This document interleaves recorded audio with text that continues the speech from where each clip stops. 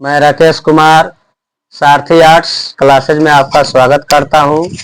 आज हम आप लोगों को 10th क्लास के संस्कृत व्याकरण के बारे में बताने जा रहा हूं, जिसमें कौन कौन सा चैप्टर पढ़ना है।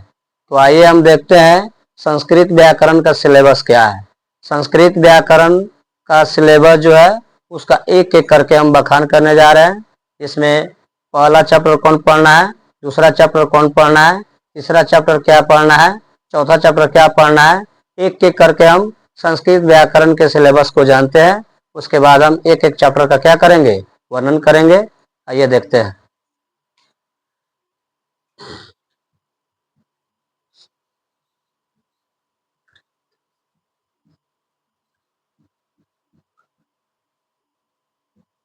ये जो है आपका संस्कृत व्याकरण का हम आपको सिलेबस के बारे में बताने जा रहे हैं कि संस्कृत व्याकरण का सिलेबस क्या है। जिसमें पहला चैप्टर जो है आपका वर्ण है। पहला क्या है, वर्ण है। दूसरा जो चैप्टर है आपका संधि है। तीसरा चैप्टर आपका वचन या विभक्ति है। चौथा चैप्टर आपका उपसर्ग है। पांचवा चैप्टर आपका जो है लकार है। छठा चैप्टर आपका कारक प्रकरण है। कारक प्रकरण। सातवां चैप्टर आपका समास पढ़ना है। आठवां चैप्टर में आपका प्रत्यय पढ़ना है। नौवां में आपको अनुवाद पढ़ना है। 10 में आपको अनुच्छेद पढ़ना है। अनुच्छेद।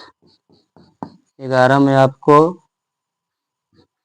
संवाद पढ़ना है। 12 में आपको गद्यांश पढ़ना है। इतना जो आपको चैप्टर है एक एक करके इसको पढ़ना है, क्योंकि संस्कृत व्याकरण से आपको टोटल जो है आपका 60 अंक आते हैं। कितना आते हैं? 60 अंक। और आपका जो बुक है उसमें से 40 नंबर आता है। तो एक एक करके इस सब के बारे में हम लोग को पढ़ना है। जब तक हम लोग व्याकरण नहीं पढ़ेंगे तब तक अच्छे नंबर उठाना मुश्किल है, क्योंकि अच्छे नंबर लाना है तो व्याकरण पढ़ना जरूरी है। तो आइए आपको हम पहला चैप्टर हम वर्ण के बारे में बताते हैं। वर्ण किसे कहते हैं, वर्ण का मतलब क्या होता है।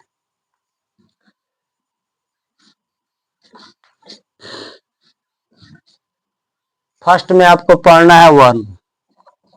क्या पढ़ना है? वर्ण। पहला चैप्टर जो है आपको वर्ण पढ़ना है।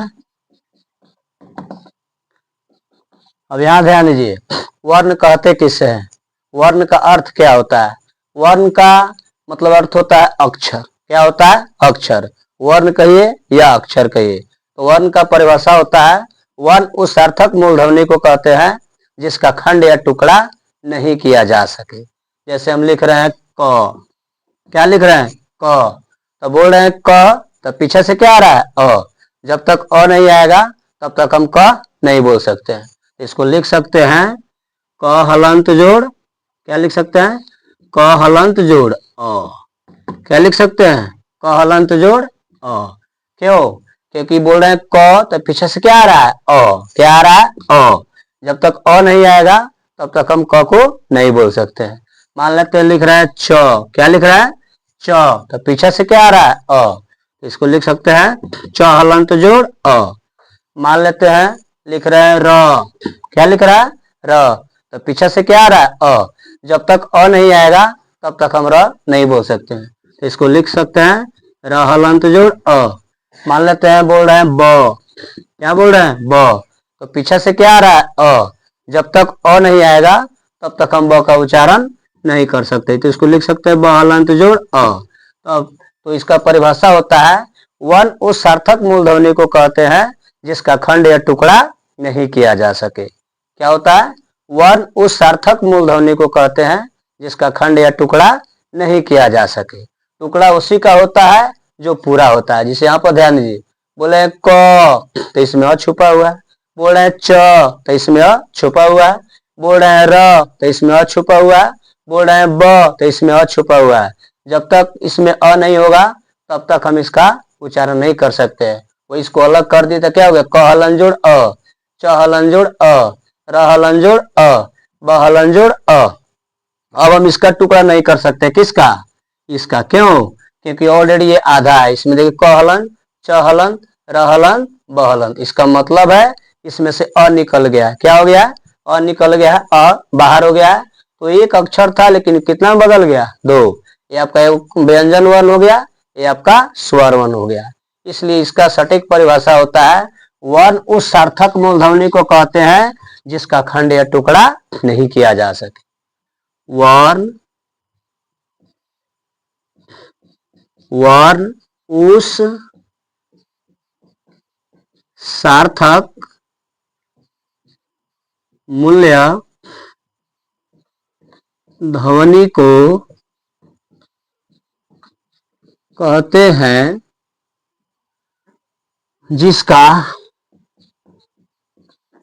जिसका खंड या टुकड़ा नहीं किया जा सके। परिभाषा होता है वर्ण उस सार्थक मूलध्वनि को कहते हैं जिसका खंड या टुकड़ा नहीं किया जा सके, उसे हम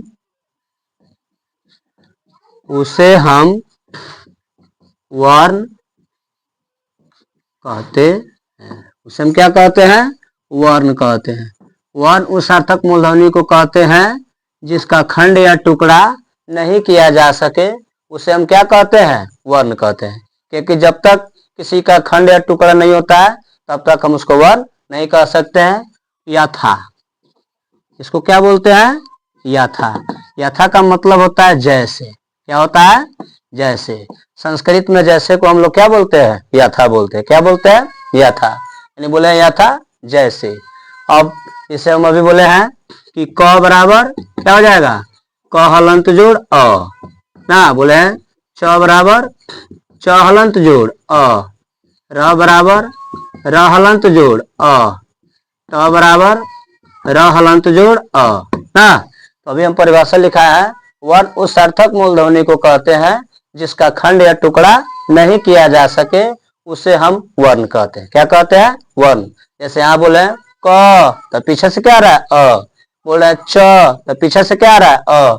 बोल रहे र तो पीछे से क्या आ रहा है? अ। बोल रहे ट तो पीछे से क्या आ रहा है? अ। यानी ऑलरेडी इसमें अ छुपा हुआ है। वही इसको जब हम बाहर निकाल दे रहे हैं तो क हलन जोड़ अ, च हलन जोड़ अ, र हलन जोड़ अ ना, और उसके बाद ट हलंत जोड़ अ। क्या बोल सकते हैं? ट हलंत जोड़ अ।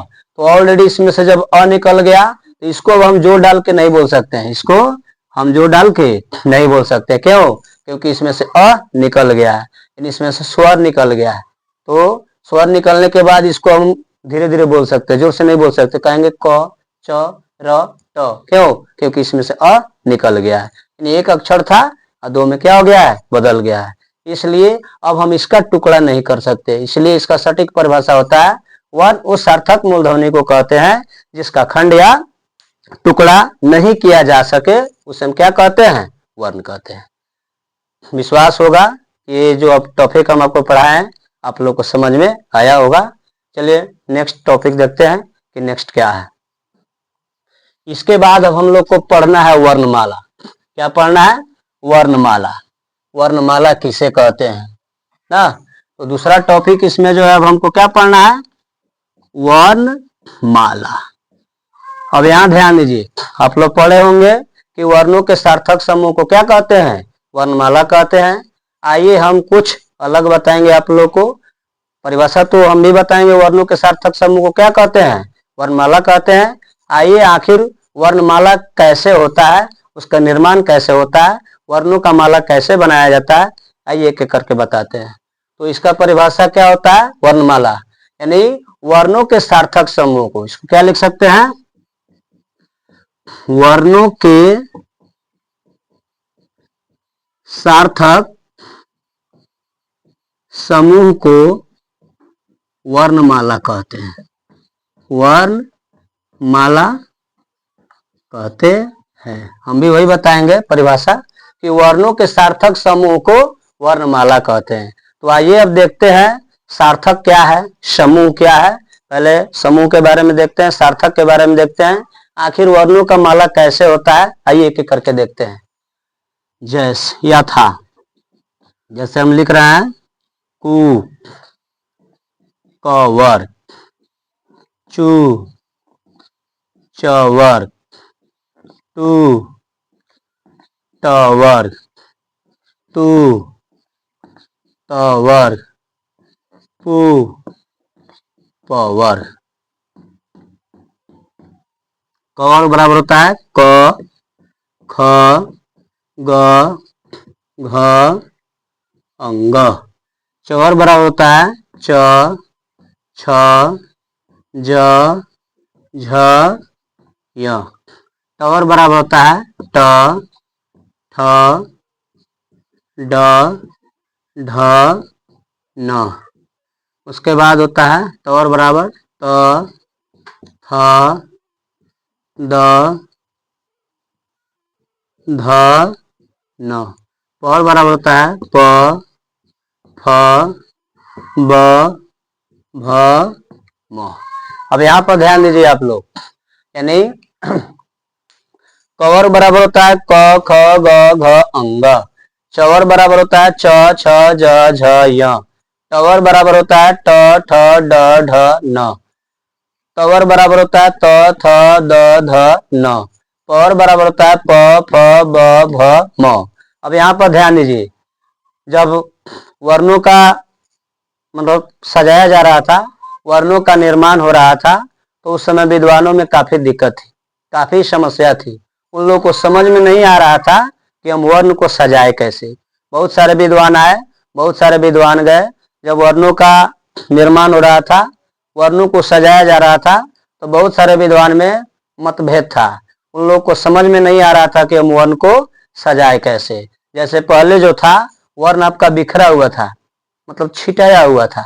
इसे हम लिख दे रहे हैं क, म, स, ह, ट, च, अंग, हर्षई, दीर्घई, ओ, न।